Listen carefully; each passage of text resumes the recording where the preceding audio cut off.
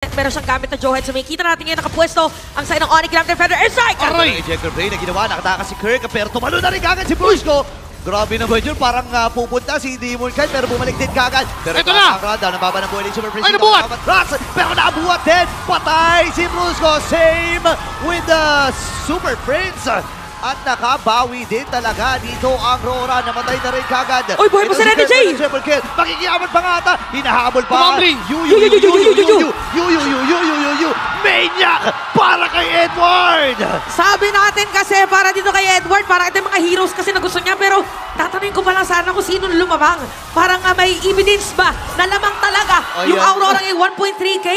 Sa diba? ganitong laro, sobrang laki nung significance nung 0.0 difference na yun. Pero look, at Demon Kite once more getting Keller on the process. Sabi pa naman natin normally, di ba, yung Moscow ay direct counter mo against Bunny. Wait, top lane. Okay, Vengeance ginamit pero merong cross-map play na ginagawa dito ang Onyx Philippines. Magbabasag sila dun sa may bandang ibaba habang ibibigay na nga sa Onyx itong ikalawang pagong ng laban.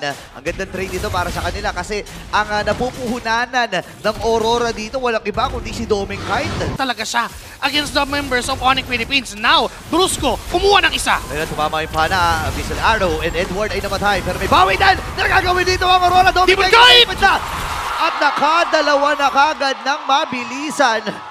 Si Edward ang naging kabayaran pero dalawa sinukli at sinungkit dito. Uy! Uy! Pero hindi pa pala tapos ang laban na. Wait lang, Doming Kite. Nag-ano muna, stretching muna si Doming Kite na saglit. Nagbukas sa pit. In terms of gold, ay malaki. Aray! Yan na nga! Grabe naman talaga.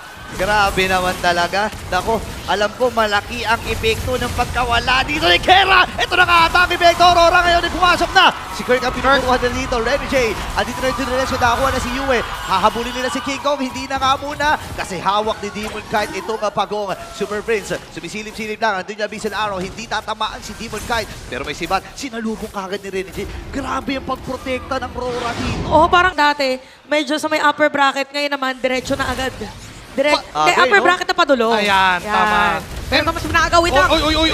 Ibabalik na nga agad dito. Itong si Renny J makaka-flicker. Nakatakas Inabot! Hindi pala makakatakas dahil nabagsakan dito ni King Kong.